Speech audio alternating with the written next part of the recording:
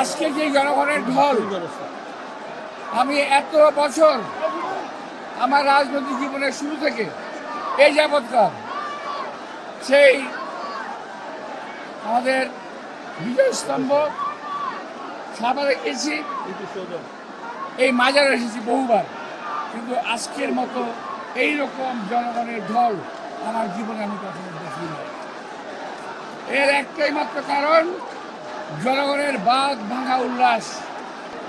আমরা অপেক্ষা করতে রাজি আছি, সংস্কার হবে, অপেক্ষা করব, রাজি আছি, কিন্তু যুগ যুগ ধরে এইভাবে চলতে পারবে না।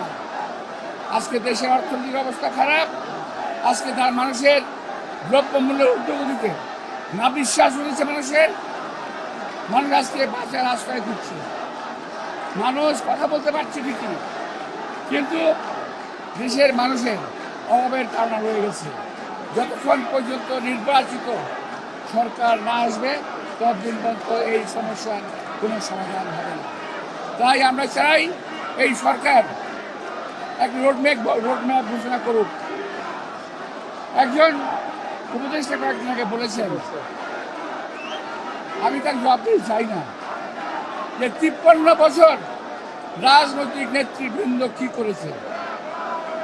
আমরা বলতে চাই, আপনি রাজনীতি করেন না, সুতরাং রাজনৈতিক ব্যক্তিত্ব সম্পর্কে একটু দয়া করে সম্মান নিয়ে কথা বলবেন।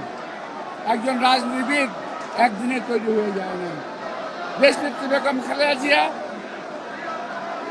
তারেক রহমান কিংবা মির্জা ফখরুল ইসলাম কিংবা এই এখানে যারা দাঁড়িয়ে আছেন, এরা একদিনে তৈরি হয় না। সুতরাং রাজনৈতিক ব্যক্তিত্বরা যা বলে সেই কথাগুলোকে বোঝার চেষ্টা করেন, মানার চেষ্টা করেন। এই কথা ভাববেন না যে আমরা ক্ষমতায় যাওয়ার জন্য লালায়িত। ক্ষমতা আমরা কখনোই বলি নাই, আগে বলি না, কখনো বলবো না। আমরা চাই জনগণের ভোটের অধিকার, আমরা চাই গণতন্ত্র। উনি যেটা বলেছেন যথার্থ বলেছেন। নির্বাচনে যারা পার্টিসিপেট করবে, যারা অংশীজন, তারা যদি চায় উনি যৌক্তিক সময় নির্বাচন দেবেন, সাধুবাদ জানান, কিন্তু এর বাইরে কোনো কথা থাকতে পারে না। আর সংস্কার একটা বিষয়, এটা যুগ যুগ ধরে চলবে, নতুন কিছু না। এটা হঠাৎ করে, এটা একটা প্যাকেট না যে একটা প্যাকেটে করে এনে আমি সংস্কার দিয়ে গেলাম। এটা সময়ের বিবর্তনে,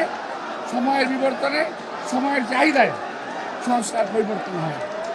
আমরা আশা করছি এই সরকার দ্রুততম সময়ে জনগণের ভোটের অধিকার জনগণের হাতে ফেরত দেবে, এটাই আমাদের কামনা।